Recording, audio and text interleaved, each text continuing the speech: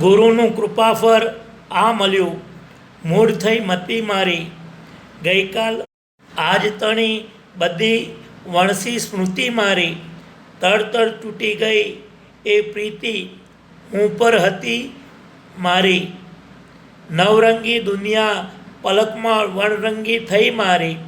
ગુરુના મૌન સિંધુમાં સંશયો સૌ સમી ગયા. અણુએ અણુએ મારા ગુરુ પોતે રમી રહ્યા. મતંગ નામના એક ઋષિ હતા. પંપા સરોવરની નજીક તેમનો આશ્રમ હતો. ઋષિના નામ પરથી આસપાસની ભૂમિ મતંગ વન નામે પ્રસિદ્ધ હતી. મતંગ ઋષિને સબરી નામે એક શિષ્ય હતી. તે મહાતપસ્વીની હતી. મતંગ ઋષિ પોતાના મરણ પછીની આશ્રમની વ્યવસ્થા સબરીને સોંપી ગયા હતા. રાક્ષસોથી ભરેલા વનમાં આશ્રમની વ્યવસ્થા સંભાળવી અને તપમાં આગળ વધવું એ કંઈ સહેલી વાત નથી. પરંતુ સબરી એ બંનેમાંથી પાર ઉતરી. આસપાસના પ્રદેશમાં તેની ખ્યાતિ પણ સારી ફેલાઈ ગઈ. એટલામાં એણે રામ લક્ષ્મણના આવવાના સમાચાર સાંભળ્યા. રામનો વૃત્તાંત તે જાણતી હતી.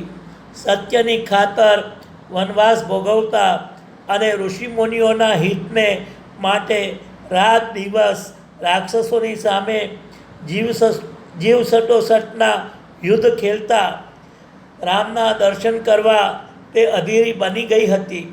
છેલ્લા કેટલાક દિવસથી તો રામ સિવાય બીજાનું તેના મતમાં રટણ નહોતું. તેની જીભે બીજો ઉચ્ચાર નહોતો.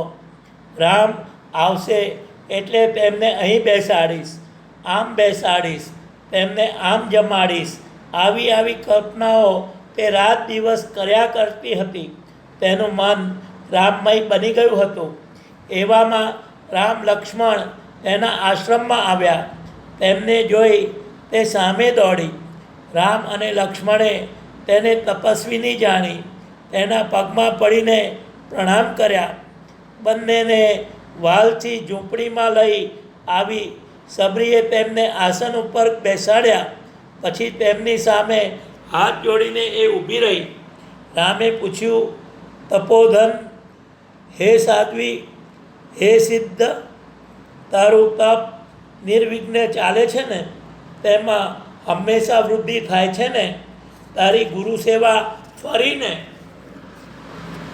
સબરીએ કહ્યું, હા, આજે મને લાગે છે કે મારા શરીરનું કામ હવે પૂરું થઈ ગયું છે.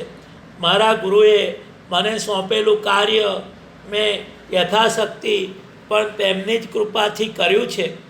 પછી તેણે કેટલાક સરસ મીઠા ફળો બંને ભાઈઓને પીરસ્યા અને કહ્યું, તમારે માટે જ મેં વનવાસ કરીને આ ફળો ભેગા કરી રાખ્યા હતા.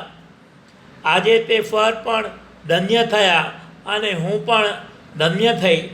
પછી સબરીએ રામ લક્ષ્મણને પોતાનો આખો આશ્રમ ફરીને દેખાડ્યો અને જ્યાં જ્યાં પોતાના ગુરુ હોમ કરતા, ભણાવતા, તપ કરતા, વિરામ કરતા, સ્નાન કરતા, વલ્કલ સૂકવતા તે બધી જગ્યાઓ ખૂબ પ્રેમથી બતાવી. ગુરુની આ સ્મૃતિઓ યાદ કરતાં કરતાં તેની આંખોમાંથી અખંડ જલપ્રવાહ વહી રહ્યો હતો. એની ગુરુ ભક્તિ જોઈ રામ ખુશ થઈ ગયા. વનમાં ફરીને આવ્યા પછી સબરીએ કહ્યું, હવે મારું જીવન કાર્ય પૂરું થઈ ગયું છે, મને જવાની રજા આપો. રામે કહ્યું, તપસ્વીઓને કોણ રજા આપી શકે છે કે રોકી શકે છે? સબરીએ કહ્યું, મને તપસ્વી કહો છો? ના ના ના, હું તો ક્ષુદ્ર નારી છું, અધમમાંય અધમ છું. મારી બુદ્ધિ અતિ જળ છે. કહેલું કરવા સિવાય મારામાં બીજી કાંઈ જ અક્કલ નથી. લક્ષ્મણે ધીરેથી કહ્યું, એ કંઈ ઓછી અક્કલ ન કહેવાય. એટલી કોનામાં હોય છે?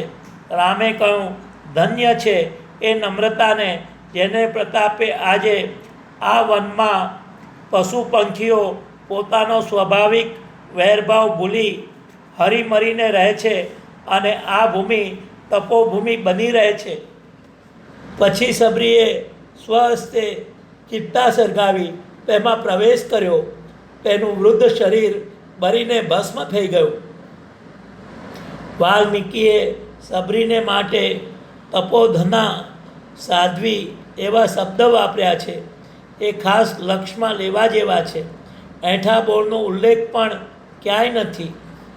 સ્ત્રીઓ પણ આશ્રમની સંચાલિકા બનતી અને બિહામણા વનોમાં નિર્ભયપણે વાસ કરતી એનું આ ઉદાહરણ છે. શસ્ત્ર સજ્જ પુરુષોને માટે પણ દુર્ભેદ એવા વનમાં સબરીનો આશ્રમ હતો.